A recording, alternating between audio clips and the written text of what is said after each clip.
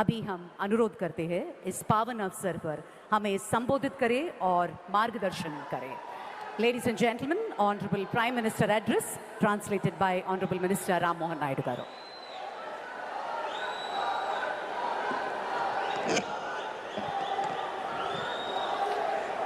भारत माता की, भारत माता की, भारत माता की। आंध्र प्रदेश के गवर्नर अब्दुल नजीर जी, गोवा के गवर्नर और इस धरती के संतान अशोक गजपति राजू जी, सीएम मेरे मित्र चंद्रबाबू नायडू जी,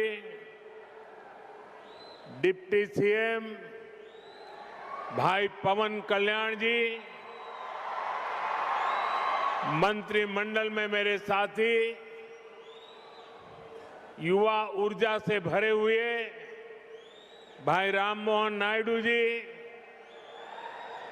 चंद्रशेखर पेम्मसानी जी, भूपति राजू श्रीनिवास वर्मा जी, राज्य सरकार के मंत्री भाई नारा लोकेश जी, उपस्थित अन्य जनप्रतिनिधिगण, देवी और सज्जनों, अंदरिकी नमस्कारम। आंध्र प्रदेश गवर्नर అబ్దుల్ నజీర్ గారికి, గోవా గవర్నర్ అశోక్ గజపతి రాజు గారికి, మన ముఖ్యమంత్రి వర్యులు చంద్రబాబు నాయుడు గారికి, ఉప ముఖ్యమంత్రి సోదరులు పవన్ కళ్యాణ్ గారికి, మంత్రివర్గంలో నా సహచరులు రామ్మోహన్ నాయుడు గారికి, చంద్రశేఖర్ పెమ్మసాని గారికి, భూపతి రాజు శ్రీనివాస్ వర్మ గారికి, రాష్ట్ర ప్రభుత్వంలో మంత్రివర్యులు నారా లోకేష్ గారికి, ఇక్కడికి విచ్చేసిన ఇతర ప్రజాప్రతినిధులకు, నా సోదర సోదరీమణులకు అందరికీ కూడా నమస్కారం। साथियों, आज का दिन आंध्र प्रदेश के विकास के लिए, स्वर्ण आंध्र के विजन के लिए ये बहुत अहम है। मुझे आज बहुत शुभ अवसर पर एक शुभ मास में उत्तर आंध्र की इस पवित्र भूमि पर आने का सौभाग्य मिला है। मैं सबसे पहले भगवान श्री वराह लक्ष्मी नरसिंह स्वामी के चरणों में प्रणाम करता हूं।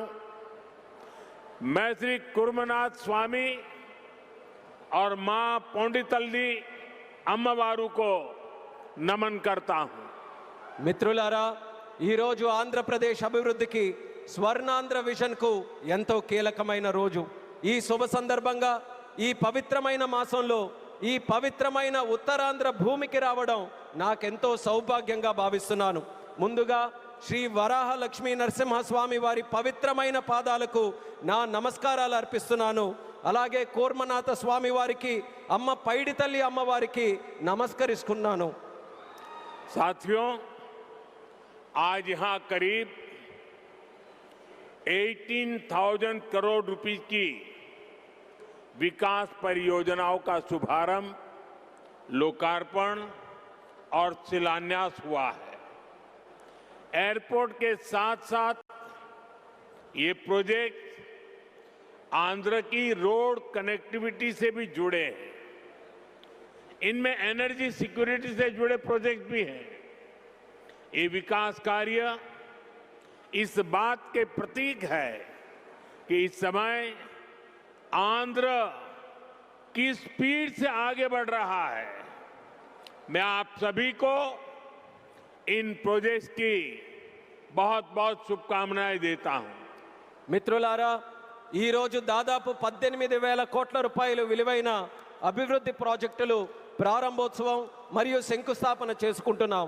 ఎయిర్పోర్ట్తో పాటు ఈ ప్రాజెక్టులు ఆంధ్రప్రదేశ్లో రోడ్ కనెక్టివిటీని కూడా మరింత బలోపేతం చేస్తాయి। వీటిలో ఎనర్జీ సెక్యూరిటీకి సంబంధించిన ప్రాజెక్టులు కూడా ఉన్నాయి। ఈ ప్రాజెక్టులు ఆంధ్రప్రదేశ్కు ఎంత వేగంగా ముందుకు తీసుకొని వెళ్తున్నాయనడానికి ఒక నిదర్శనం। ఈ ప్రాజెక్టుల కోసం మీ అందరికీ నా హృదయపూర్వకమైనటువంటి శుభాకాంక్షలు. साथियों, आज का ये आयोजन नया इतिहास, नए रिकॉर्ड इसे रचने का भी है. आज एक और विकास के नए रिकॉर्ड बन रहे हैं, तो साथ ही धीमसा डांस का सांस्कृतिक रिकॉर्ड भी रचा गया है. और ये चंद्रबाबू की विशेषता है कि उन्होंने दो क्षितिजों को छुआ है. एक तरफ ऊंची आसमान को छूने वाली व्यवस्था, एयरपोर्ट का निर्माण, और दूसरी तरफ मेरे यहाँ के आदिवासी बहनों के द्वारा धीमसा नृत्य का विश्व रिकॉर्ड बनाना. मैं चंद्रबाबू के इस विजन को विशेष रूप से सराहना करता हूं. మిత్రులారా, ఈరోజు ఒక కొత్త చరిత్ర, ఒక కొత్త రికార్డుని సృష్టించిన రోజు కూడా. ఒకవైపు అభివృద్ధిలో కొత్త రికార్డులు నమోదవుతున్నాయి, మరోవైపు దింసా నృత్యం కూడా ఒక సాంస్కృతిక రికార్డును సృష్టించింది. ఇది చంద్రబాబు నాయుడు గారి విశిష్టత అనేది నేను తెలియజేస్తున్నాను. ఈరోజు చంద్రబాబు నాయుడు గారు ఒక రెండు అంశాలని టచ్ చేశారు. ఒకటి నింగిని ఆకాశాన్ని అంటే ఎయిర్పోర్ట్ అయితే, మరొకటి గిరిజనుల సోదర సోదరీమణులతో ఈరోజు దింసా నృత్యంతో ఒక రికార్డు సృష్టించారు. ఇది చంద్రబాబు నాయుడు గారి విజన్. దీనికి నేను హృదయపూర్వకమైనటువంటి అభినందనలు తెలియజేస్తున్నాను. 13,000 से ज्यादा आदिवासी बहनों और बेटियों की प्रस्तुति, उनका उत्साह, उनका अनुशासन और आदिवासी संस्कृति का गौरव, यह दृश्य वाकई अद्भुत था. इसमें देश की विविधता की झलक भी थी और पीढ़ी दर पीढ़ी सहेज कर रखी गई जनजातीय विरासत भी थी. मैं इस प्रस्तुति के लिए आप सभी का और विशेष रूप से मेरी आदिवासी बहनों और बेटियों का बहुत बहुत अभिनंदन करता हूं. 13,000 మందికి పైగా గిరిజన పిల్లలు మరియు సోదరిమణుల తాలూకా ప్రదర్శన, వారి ఉత్సాహం, వారి క్రమశిక్షణ మన గిరిజన సంస్కృతికి సంబంధించిన ఒక గౌరవం. ఈ దృశ్యం నిజంగా అద్భుతంగా అనిపించింది. దీనిలో మన దేశం తాలూకా వైవిధ్యత కనిపించింది. అలాగే తరతరాలుగా సంరక్షించబడిన గిరిజన వారసత్వం కూడా ప్రతిబింబించింది.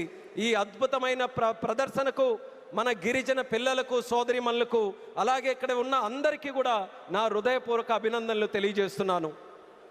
साथियों, ये धरती अल्लूरी सीताराम राजू की धरती है. अल्लूरी सीताराम राजू जी ने जिस धरती पर आदिवासी हितों के लिए अपना जीवन समर्पित किया, आज उसी धरती पर आंध्र प्रदेश के एक नए एयरपोर्ट की शुरुआत हो रही है. यह एयरपोर्ट आंध्र और उत्तर आंध्र की ग्रोथ का रनवे है. ये आंध्र के युवाओं के बेहतर भविष्य का लॉन्च पैड है. मैं आंध्र प्रदेश के लोगों को, देश के लोगों को बहुत बहुत बधाई देता हूं. మిత్రులారా, ఈ నేల అల్లూరి సీతారామరాజు గారి నేల. అల్లూరి సీతారామరాజు గారు ఈ గిరిజన హక్కుల కోసం తన జీవితాన్ని అంకితం చేశారో ఆ పవిత్రమైన భూమిపైనే ఈరోజు ఆంధ్రప్రదేశ్కు ఒక కొత్త ఎయిర్పోర్ట్ ప్రారంభమవుతుంది. ఈ ఎయిర్పోర్ట్ ఆంధ్రప్రదేశ్, ముఖ్యంగా ఉత్తరాంధ్ర అభివృద్ధికి ఒక కొత్త రన్వేగా పనిచేస్తుంది. ఇది ఆంధ్ర యువత యొక్క ఉజ్వల భవిష్యత్తుకు ఒక కొత్త లాంచ్ ప్యాడ్ లా పనిచేస్తుంది. ఈ సందర్భంగా ఆంధ్రప్రదేశ్ ప్రజలకు మరియు దేశ ప్రజలకు నా హృదయపూర్వక అభినందనలు. साथियों, पहले जब एयरपोर्ट बनते थे तो एयरपोर्ट के नाम एक ही परिवार के नाम पर चढ़ जाते थे. हमने इस परंपरा को बदला.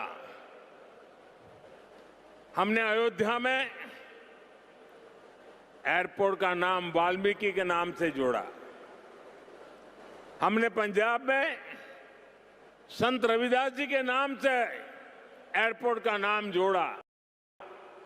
और साथियों, केंद्र की एनडीए सरकार ने निर्णय किया है कि इस नए एयरपोर्ट का नाम श्री अल्लूरी सीताराम राजू के नाम पर होगा।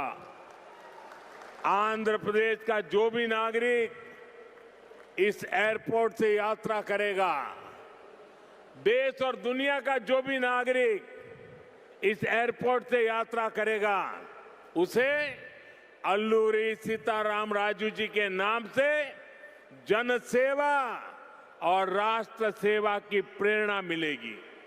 మిత్రులారా, ఒక గతాన్ని మళ్ళీ గుర్తు చేసుకుందాం. ఒక సందర్భంలో భారతదేశంలో ఏ ఎయిర్పోర్ట్ నిర్మించినా ఒక్క కుటుంబం తాలూకా పేర్లే దానికి పెట్టేవారు. ఆ చరిత్రని మళ్ళీ ఎన్డీఏ ప్రభుత్వం తిరగరాసింది. అయోధ్యలో ఎయిర్పోర్ట్ ప్రారంభిస్తే దానికి వాల్మీకి గారి పేరు పెట్టాం. అలాగే పంజాబ్లో సంత్ రవిదాస్ గారి పేరుతోని ఎయిర్పోర్ట్ని ప్రారంభించాం. అలాగే ఈ కేంద్ర ప్రభుత్వంలో ఎన్డీఏ కూటమి ఒక ముఖ్యమైన నిర్ణయం తీసుకుంది. ఈ కొత్త ఎయిర్పోర్ట్కి అల్లూరి సీతారామరాజు గారి పేరు పెట్టాలనే నిర్ణయం తీసుకుంది. ఈ ఎయిర్పోర్ట్ ద్వారా ప్రయాణించే ప్రతి ఆంధ్రప్రదేశ్ పౌరుడు అల్లూరి సీతారామరాజు గారి పేరుతో ప్రజాసేవకు, దేశ సేవకు కూడా స్ఫూర్తి పొందుతారని తెలియజేస్తున్నాను. साथियों, बीते 12 इयर्स में देश के एविएशन सेक्टर ने असाधारण प्रगति की है। 2014 तक देश में केवल 74 एयरपोर्ट ऑपरेशनल थे। आज ये संख्या 166 है। एक समय था जब हवाई उड़ानें सिर्फ बड़े शहरों तक सीमित थी। एनडीए सरकार में आज छोटे शहर के साधारण लोग भी फ्लाइट से आ जा रहे हैं। మిత్రులారా, గత 12 సంవత్సరాల్లో దేశంలో విమానయాన రంగం ఒక అసాధారణమైన పురోగతిని సాధించింది. 2014 వరకు దేశంలో కేవలం 74 ఎయిర్పోర్ట్లు ఆపరేషనల్గా ఉంటే ఈ రోజు ఆ సంఖ్య పెరిగి 166 ఎయిర్పోర్ట్లకి చేరుకుంది. ఒకప్పుడు విమానాశ్రయాలు, విమాన ప్రయాణాలు పెద్ద నగరాలకే పరిమితమయ్యేవి. ఈ రోజు ఎన్డీఏ ప్రభుత్వంలో చిన్న పట్టణాల నుంచి సాధారణ ప్రజలు కూడా విమానాల్లో ప్రయాణిస్తున్నారని తెలియజేస్తున్నాను. 12 इयर्स में सिर्फ एयरपोर्ट की संख्या ही नहीं बढ़ी है, हमारी उड़ान योजना के कारण आज गरीब परिवार के लोगों को भी जहाज में बैठने का अवसर मिल रहा है। इस योजना ने गरीब से गरीब को अपना सपना पूरा करने में मदद की है। कुछ दिन पहले ही सरकार ने उड़ान योजना के दूसरे फेज की शुरुआत की है। इस पर भी 29,000 करोड़ रुपीस खर्च किए जाएंगे।